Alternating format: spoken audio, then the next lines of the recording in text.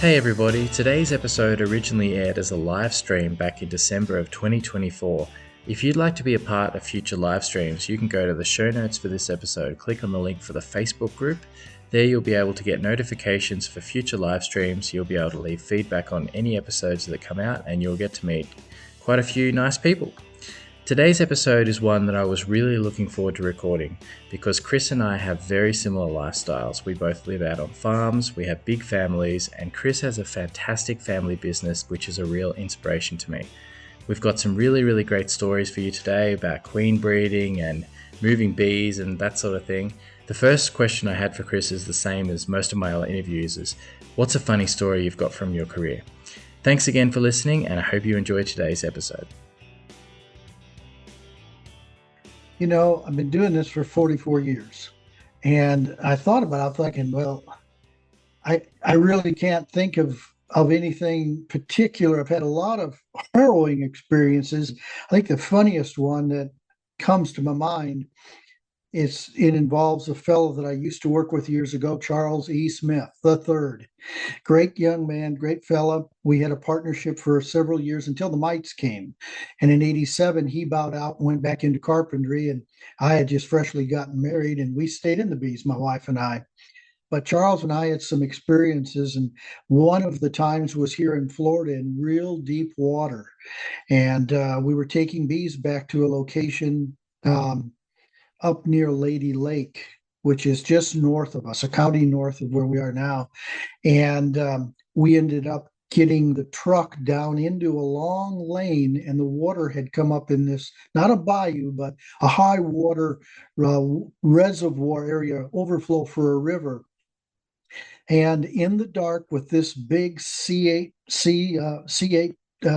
8,000 pound or 8,000 C8 8000 series truck loaded with bees and a skid steer behind.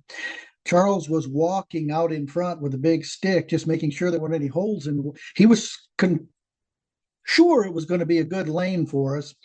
And I'm driving along. That's really my first experience with alligator infested water. And I'm watching him, and he told me to watch for alligators for him. So I'm up in this forward-facing cab truck. I didn't see any, but my eyes are just peeled because if you can imagine trees hanging over this lane, all you can see is water. Frogs' eyes glow in the dark, so I was seeing frogs where I didn't know if they were alligators or not at the time. And there's Charles out there walking about knee-deep in water with a pole. And that was my introduction really to moving bees down from Wisconsin. And I don't remember anymore if this was the truckload, but leaving Wisconsin that same year, we had got an early cold spell. And this is in early December. And the bees that we needed to go pick up were sitting in about 1.5 feet of snow, and the pallets had glued themselves to the ground, frozen to the ground. So we had to hit the pallets with the skid steer to break them loose and then stack them up.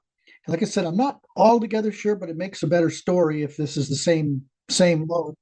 Might not have been. At that time, we had 2 or 3 semi loads we would send south. So it's about a 22 driving hour trip from Wisconsin down to our site in Florida, and we would drive it straight through. So I guess that I don't know what it's like in all parts of Australia. I know for the most part, like you just described, it's pretty beastly hot this time of the year for you. But when we are migrating in the autumn, we go from snow down here to Florida where it can be 80 degrees during the day and real mild. And again, like I said, I was a Wisconsin boy. I wasn't real used to alligators, snakes, and all those things. And so I guess that'd be one of the funniest things. We look back and laugh about it today, but it was it really was a harrowing experience at the time. Oh, that's really funny. So at the start of the journey, you were breaking loose pallets from the snow, and at the end, you were Yes, looking we for were alligators. watching for alligators, and and glowing frog eyes in the water, watching my bee partner walking in this water knee deep in front of me. I just couldn't believe it. I just thought this is ridiculous, but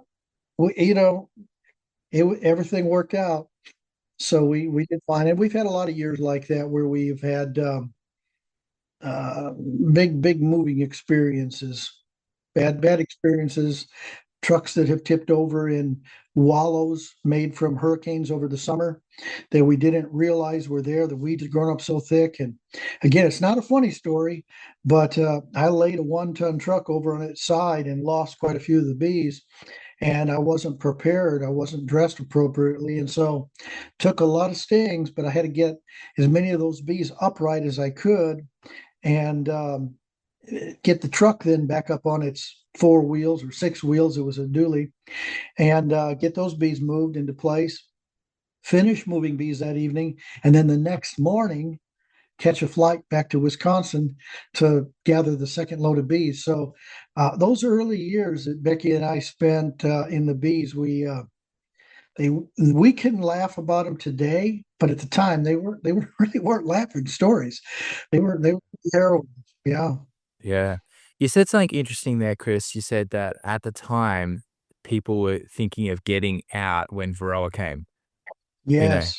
Yeah, because I'm going through that exact same process at the moment. So we're getting Varroa here in Australia. I don't have it personally, but there's a lot of people around me with stuff for sale, and people getting a bit freaked out. Yes. Well, in 1987, when the mites were discovered in the autumn, I happened to be in that bee yard with Gary Orskovic and our state bee inspector. I was working still at that time with Gary. I got my start working with him, Honeyland Farms, and has spent about 5 years really apprenticing with him as my business grew. Um, and Marlon Conrad was our state bee inspector, and Marlon didn't see him. It was Gary who saw the mites, said, Marlon, are those Varroa mites? And Marlon pulled his spectacles up and looked close, and he said, well, Gary, I don't know. I believe they could be. And Gary said, well, should we take a sample? I think it was the worst question in Gary's mind he ever asked. I'm sure that if he could take that moment back, he wouldn't have, because I'm sure there were a lot of beekeepers who probably that autumn saw mites, but just didn't want to say anything. They didn't want to be the first one, because that threw a lot of roadblocks up for beekeepers that year. There was a lot of quarantines set into place. We couldn't move bees. That was the winter. That was the September I got married. And Charles, like I said, we didn't go to Florida that year. We spent 4 years wintering in Wisconsin after that. And so it was a big change, learning how to deal with these mites and the problems they brought along. That was Varroa jacobsoni at the time. That was a different mite than we have today. Today we have Varroa destructor, and it's a much more virulent mite. We were able to treat for a good number of years just using essential oil treatments and grease patty treatments. But after about 6 or 7 years of the mites, we ended up having to go to tactic. I know we tried Maverick for a little while. That was a very limited use, didn't work very well for very long. The tactic still works extremely well, as well as oxalic acid. And I'm just in to do this Zoom with you from treating bees right now with formic acid. And the formic acid treatment is extremely effective also right now because we have very little brood present in the colonies. It's very pleasant weather here in Florida, but as we approach the midwinter point, the bees have really cut back on brood rearing because the days are getting shorter, and we are getting some cool weather. So I tell you, we've gone through a host of different treatment programs and options over the years, and I don't want to frighten anyone, but I will tell you that we really haven't gotten a handle on the mites. If anything, we've learned that the mites are like controlling mosquitoes, and the viruses that the mosquitoes can vector that are so dangerous to people, like West Nile virus and malaria, things like that. We've got viruses that are in the beehives that the mites can really exaggerate and then vector around things like the deformed wing virus. Very, very bad virus. Very, very bad. Shortens the bee's lifespan considerably and confuses the bees and eventually even affects the larva and the pupa. And by the time you see the deformed wings, your colony is already in a stage of collapse. And again, it's spread by those varroa mites. So that is something we're still dealing with.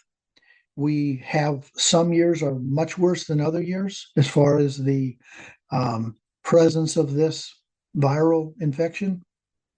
This year for us is a bad year. Last year and the year before that, we're not. We were fine. This year we are, and several beekeepers in the Great Lakes area that I'm very close to are also experiencing that. So it isn't a single operation. It might not even be a single state or county. It could be a whole region. And again, I think about flu viruses. And I don't know what it's like there in Australia, but here in the United States, every year when school starts, they talk about the flu shots and what kind of a viral load we're going to have. And parents prepare for that. Some years they say the strain looks real bad, and other years they say it doesn't look like it'll be too bad. And that's what we see in the bees. Some years, everybody's great. The bees, yes, we still have mites, but controlling the mites is real doable with all the tools we have available to us now.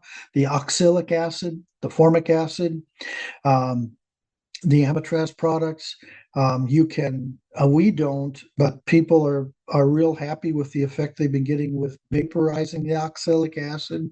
We don't do that, but we do use a sweeter sponge and an oxalic acid in a glycerin mix. Keep that present in the hive. When it comes to raising the queens, we do it all before we set up the cell builders. We don't have any mite treatments in our cell builders, and we don't do much mite treatment of any kind in our mating nucleuses. If we really start to see a high mite load build up, what we'll do between caging the queen and introducing the queen cell the next day is we'll lay a formic acid strip in the nucleus. So basically, it's an afternoon, evening, and morning that it's present. And then we remove it before we put the cell in. And that's only if we're really seeing a high mite load in. The problem is that when the take is real good and all of the nukes have queens laying and the weather's nice and they're laying well, you can get a lot of mites, could get a lot of brood. And that brood break isn't really long enough to make a big difference. You'd think it would be, because you're caging the queen, you're putting a cell in. It's going to be 2 weeks, before there's more eggs again. But if you don't pay attention to it, you can actually end up with the end of queen season nucleuses that are just really on the verge of being dangerously too full of mites. So it is something you're all going to have to learn to deal with, looking for them, identifying them, finding treatments that your operation and your weather in between your honey flows. It's tricky, but we've been doing it now for over 30 years. And you asked about my family business. We grew the family business with the varroa mites. We grow lots of varroa mites, right along with our kids and grandkids, and loads of bees. And we sell a lot of nukes, we sell a lot of queens, and we make a lot of honey with the mites. But some years the mite can humble us. And this year, 2025, is going to be a humbling year for us. I would reckon that we've probably lost 60% of our colonies right now. And it will take a good portion of the winter to build back. But we can do it from the survivors, and we will use our survivor stock like we do every year. And I'm confident that we'll be all right, but disappointed that it happened. It's a setback, but they happen. Droughts happen, things that are outside of our control. I would tend to believe that by this point in time, the mites are not out of our control. We just have to learn to pay closer attention to our bees. And I think we should have seen the problem. In hindsight, I can see where it crept in, but we weren't prepared for it. We were preoccupied with other things. Mhm. So, Well, all the best for that, and thanks for explaining mhm, that. That's something for me to look forward mhm. to, I guess. Let's have a chat Yes, about cell builders. So you're well known yes. for doing the double screen board cell builder, which is a type that I use sometimes, and I really like it. The Mhm. version that you use has a full screen, whereas a lot of other people use just a small portion. Do you notice any difference between the two? We like the full screen because it allows for heat to rise more evenly, and it keeps that brood nest where the queen is going to be overnight warmer, because we've shaken a lot of her nurse bees down in the bottom. So we want that heat to rise up and keep that area warm, because we're raising our queens in February, March, and April here in Florida. April can be quite warm, but February and March can be quite chilly.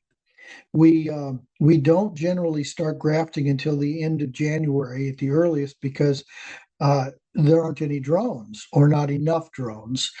If we get a year where it's very mild in Florida and our bees came down very strong and had a good fall flow and they've maintained drones, we may start grafting as early as the week of the 20th of January and get a little early burst. But that's always comes with risk, because we could get a hard freeze in February. So we're watching that weather up north in the Midwest and the Great Lakes area, and watching for polar vortexes that might collapse, hoping that the weather forecasters are right. And so we have to contend with that. Depending on where you're raising your queens, you may be in a region where you don't have to worry about that. You're not going to have cold spells. Your bees have plenty of drones. Um, you may not need all of that space, and you could then get by with that real small screened area. Um, you could use a cloaking board. It's a real similar device. The queen stays above. You're separating it from the queen from the nurse bees. That causes them to emergency feed those cells. They start those cells really, really well. So the main benefit for the double screen board is the heat, you think? Correct. Yeah. That's for our purposes. Um, and I'm just trying to think in my mind if there's any other reason that it would really be of any real strong benefit. I can't really think of any. It's just really for the heat, to allow that thing to have that full access, because it's only on for about 24 hours. That's it. And then it's removed, and an excluder is put in its place, and they're reversed so that the cells are now on top and the queen's back on the bottom where her normal entrance is.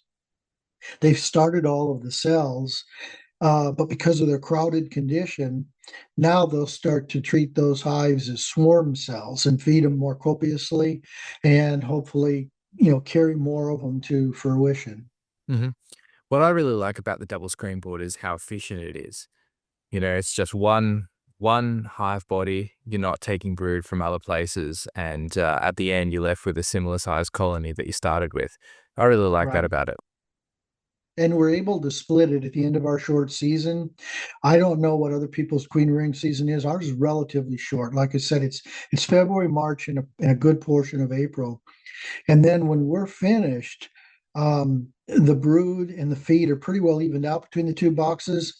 We'll add extra comb, and then we'll either introduce a queen into the split, a new queen that we've caged, and ship it north, or we'll introduce a queen cell, depending on the season and what we're doing, and then we'll move that split somewhere and let her mate, and everything will be hopefully hunky dory in a few weeks. But that original hive with the queen is ready to go immediately. We can get it out of the cell yard and send it north. It'll be a nice strong hive, and we do like to do that. And we maintain those queens for at least a 2-year period, so we can see what the stock does. We are not big fans of replacing queens prophylactically. like a lot of beekeepers in the States are. They just feel like just run a season and replace the queen. A 2-year-old queen, we sell them sometimes as certified pre-owns, and they're wonderful queens. They're proven queens. They're still laying well, and until her brood pattern starts to get spotty or there's a problem with her physically, I don't see any reason to replace her. We also mark all of our queens. When we cage, every queen is marked prior to being put into the cage. So we have a very good idea of whether or not it's a swarm queen that we're looking at, or a 1-year-old queen or a 2-year-old queen. If there's no mark on her at all at the end of the season, it's probably a swarm queen, probably the original swarmed, and this is a daughter, because we've pretty conscientiously marked everything. And that's just another tool to help us gauge how our stock is doing. If anything, if I had to say what are some of the shortcomings of our stock, I would say they tend to swarm. And that might be because of the fact that we're raising cells all the time. We have a lot of hives in the production of cells. And so at one point in time, we even made a big mistake, and we grafted from some of those really, really good cell builders, and thought this was a good idea for next year. We'd have all these, really good pollen collectors and cell builders. We'd have a really good selection for our cell yard, but they make good cells. That means they swarm. And so, boy, we learned that. And uh, a lot of them stay put. I would say probably better than 50% stay put, but they do tend to swarm when we run them as singles, and that's hard to do. We have a really robust honey flow in Wisconsin. When we get there in May, they are on a flow, and it lasts all of May and most of June. And we literally put 3 deep honey supers on right away on a single with an excluder, and they will fill that up. They may not cap it all, but they'll utilize that space to bring in nectar.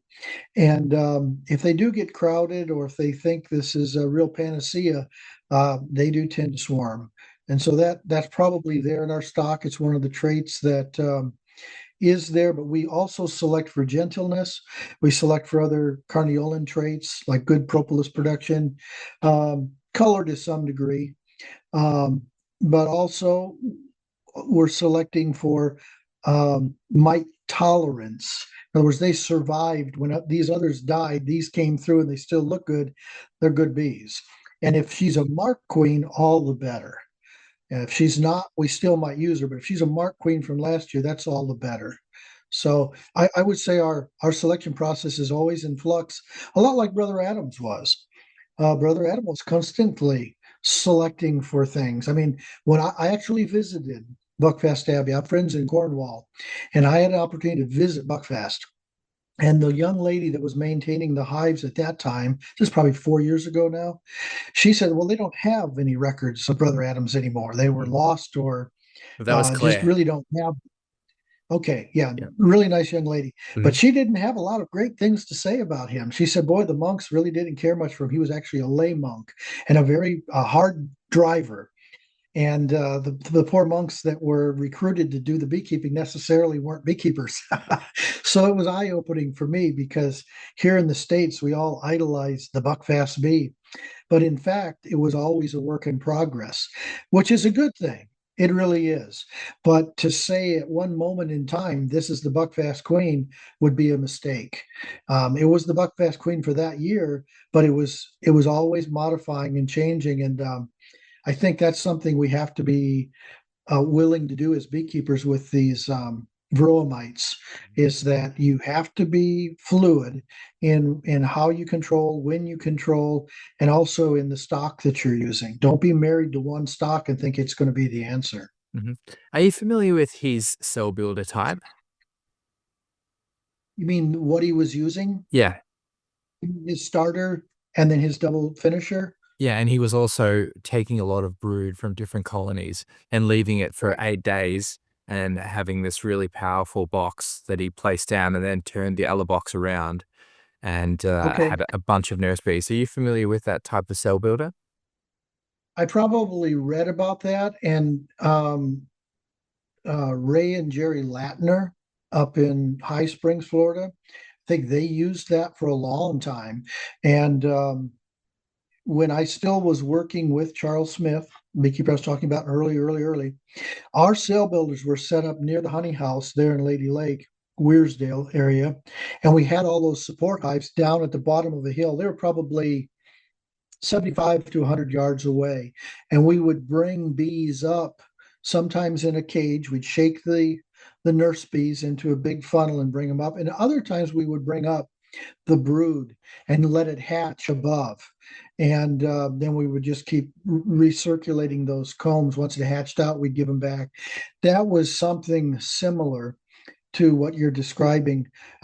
We've not tried that method. Back in 2000, 2001, and 2, Gvozden Stevanovic, a really good queen breeder from Serbia, and his son Milenko worked with us. They taught us a lot of what we know. And I think that Kalinknovich, a scientist that he worked with at Cornell, I think that they used a box like that. I know Gvozden was talking about trying that. I think a beekeeper ought to be open to a lot of different because not everything is going to work really well for everybody. Maybe something like that would be for good, especially for somebody on a smaller scale. You could get yourself a really nice, I'd call it a swarm box to graft into. And that's what the Latners did. And I know when we've had exceptionally cold winters and we've wanted to graft early, that's what we've done. And we've left the cells in that box inside. And all we do is feed it. And we let them grow those cells out till they're capped. And then we'll move them out to a nursery colony outside after that cold weather has passed. So we've done that when we've had to. Going back to your cell builder, when do you think is the best time to take out the cells? Once they're just capped or a few days later?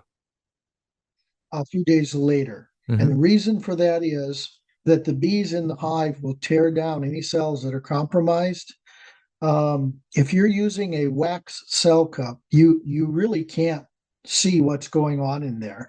You're looking only at the exterior and you're judging the quality of your cell by what you see on the outside.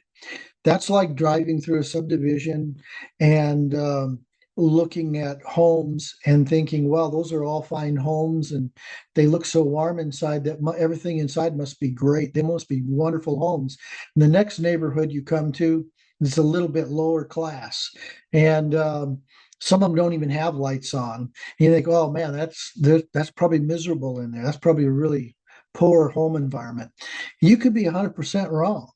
I mean, that home that doesn't have any lights on or it doesn't look very good, that might be a wonderful home environment. Those might be two parents that love each other, take good care of their kids, and they don't spend money on lights because they spend it on food. They're feeding their kids, and everything's great. That's a great home. So you can't judge a home from the outside. You really have to see what's going on inside. Same way with the cell builder, and same way with the queen cells. Now, we don't open every cell. We use a JZ's BZ plastic cell cup, and we can see her abdomen once she's pupated. That's the other thing is sometimes they pupate a little bit later. So if you bring them in too soon as they're capped, they're still a larva. They haven't completely pupated. So you want to be really careful then. It's very delicate. But we can see that pupa. And if we see her, we're fine. We're okay with that. But if we can't, we'll carefully break that wax off of the cell cup and look and determine if it's just a bee. Sometimes she never developed into a queen. She's just a bee, but it might be a very nice cell from the outside. And that's where I think people that are raising cells in the wax cell cups, you don't know until it hatches out. And 1 or 2 or as many, maybe as 5% might be poorlings. In other words, they're either not a virgin at all or a very small virgin, and they won't accept her. And we can avoid that during that time that we're selecting those cells and we're culling, and we take a little bit more time.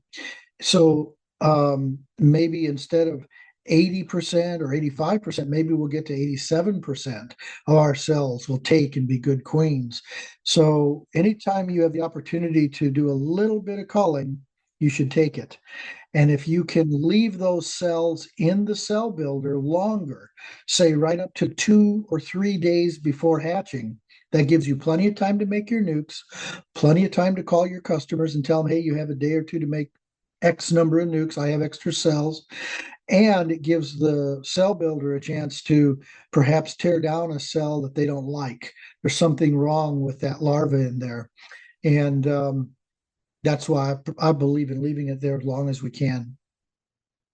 Now, because you use really large mating nukes, it's 3, 4 frames. What's your opinion of the yeah? What's your opinion of the tiny little styrofoam nukes? I, I'm I've never used them, so I don't care for them, but I've never used them. It's like saying I don't like broccoli. Well, I never ate broccoli, but I don't like it. I don't like the way it looks. So I just want everybody out there to know that. My opinion, I've never used them, but I'll tell you why I don't think I like them.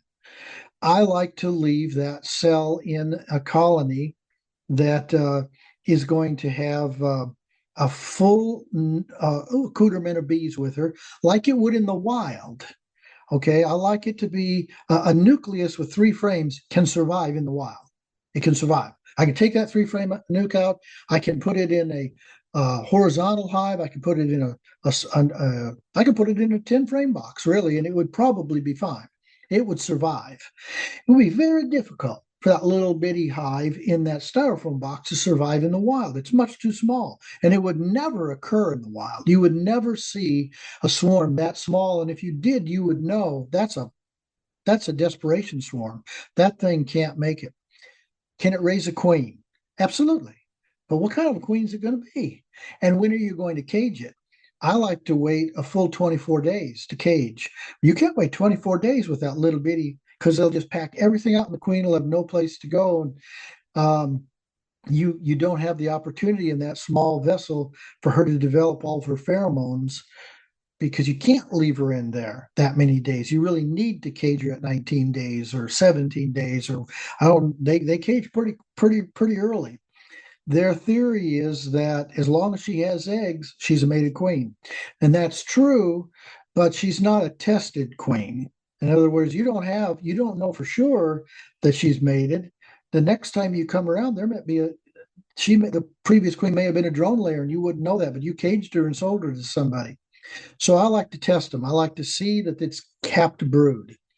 Now, the next step would be to leave them until the brood's hatching. We don't do that, but that'd be a proven queen because then you could say, yes, that's a carniole, and look at that stalk. Those are gray bees, and we don't take it to that level, but we do test them. All of our queens have capped brood when we cage them. If that queen doesn't have capped brood, if she only has eggs, I know a lot of your beekeepers aren't going to believe it, but we pinch their head. Very rarely will we ever leave her there because we're wasting the potential space for a good queen the next time. If she was good and had made it on time, she'd have capped brood like all the rest of them do.